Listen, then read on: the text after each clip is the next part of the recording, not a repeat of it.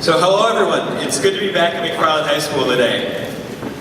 After all the kind things that Katie said, I'm just not sure I can live up to the hype, but I'll give it a try. I want to start things off by thanking Representative Call, Senator Miller, Assistant Superintendent Punky, the village board members who are here, the school district board members that are here, and all of my professors for coming out today. I really appreciate it. And I feel really honored that you're here. Next, I want to thank all of the educators in the room. You all deserve our thanks for everything you do. I know I've had the opportunity to learn from many of you, and I'm certain that without your guidance, I wouldn't be here right now. So thank you for that. Can we give them a round of applause?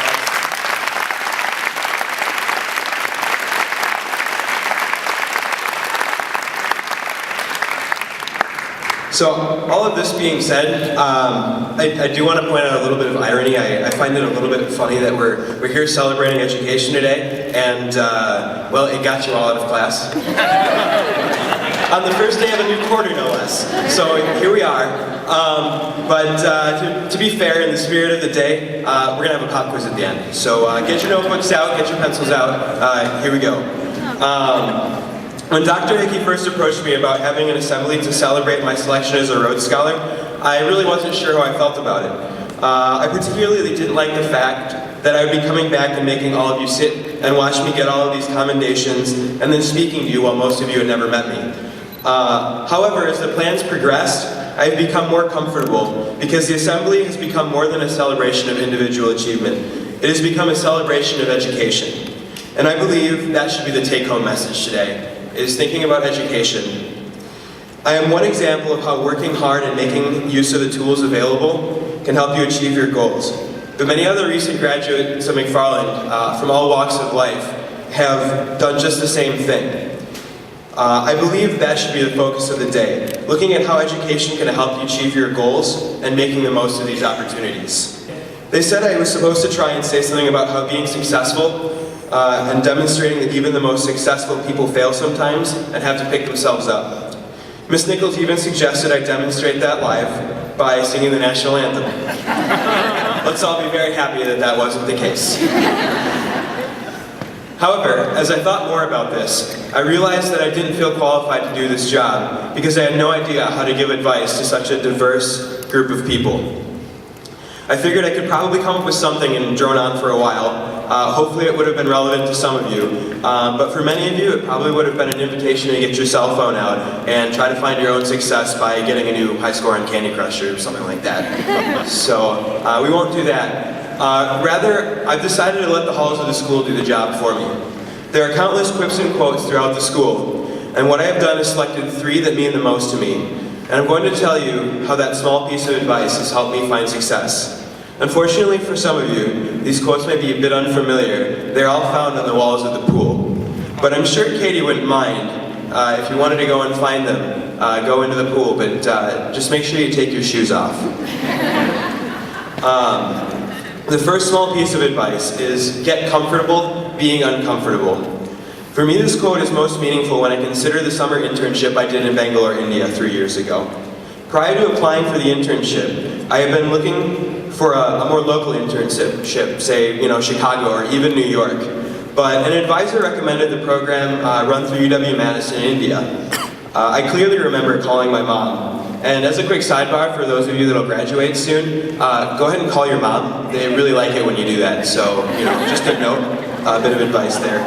But I called her as the deadline was approaching, and I said, I don't know about this, I'm really nervous, I really don't know how I feel about going to India, by myself for 2 months. And she brazenly replies back to me, I didn't know you got nervous about anything. Needless to say, I ended up applying and going to India for the summer, and for 2 months I didn't meet another American, and it was one of the most eye-opening experiences I have ever had. The message here is that you will be confronted with opportunities that are beyond your comfort zone, and I challenge you to plunge headlong into them because they're often the most rewarding experiences you'll ever get. The second piece of advice I have found at the pool is you don't stop playing because you grow old. You grow old because you stop playing. This is one of my favorites, not because it's an excuse to fire up the Xbox, because it's an excuse to find what you're passionate about. In my freshman year of college, I was invited to attend an Engineers Without Borders meeting for a project in Kenya. I enjoyed it so much that I didn't really see it as work. It was more of a pastime, kind of a hobby. I've stayed involved with Engineers Without Borders for the past 5 years, and now I'm going to Oxford to study development studies, which will squarely focus on the projects and challenges associated with them that I've dealt with Engineers Without Borders. Therefore, the message from this piece of advice for me is that you need to discover your passions and find ways that make your life's work that, because then you'll never stop playing. You'll stay, young forever. It'll be great. I urge all of you to try to do the same, and remember that it may not come in the form you expect. For example, very few among us can become professional athletes, but if sports is your passion, there's countless other ways to get involved with that passion. The final piece of advice I found in the pool comes from a quote by Angie O'Donnell. Quite simply, every day counts. I don't have a story about what this quote means, but I think it's more self-explanatory. Our high school community has been struck with a lot of tragedy in the last few years. We've lost some of our most endearing leaders and community members. I'm sure all of them would want us to know that every day counts, and to know that if we live our lives in the pursuit of these other two pieces of advice, getting comfortable, being uncomfortable, and never stopping playing, we are indeed making every day count. I apologize this has gotten so heavy so quickly. We'll try and lighten it up. But I'm nearing the end, which means I have to give you the pop quiz. What I've just done is give you an example of your quiz. I've found 3 pieces of advice within this school and told you how they've helped me find success. Now I want you to do the same thing. I challenge everyone to find 3 pieces of advice, either emblazoned on the wall or from one of your teachers, such as Dr. Hickey's iconic, "Make choices that pass the test of Spartan pride." And write how that quote has helped you be successful or what it means to you. Turn your quotes and explanations into the front office sometime by the end of next week. And fortunately, this isn't a graded assignment, but I've been told by Dr. Hickey, for everyone that turns their quotes in, we're going to put it into a drawing, and Scott Brown, Dr. Brown is going to pay for a mini iPad, and we're going to give that out. So, by the end of next week, turn your 3 quotes in with an explanation for a chance to win a mini iPad. How about that?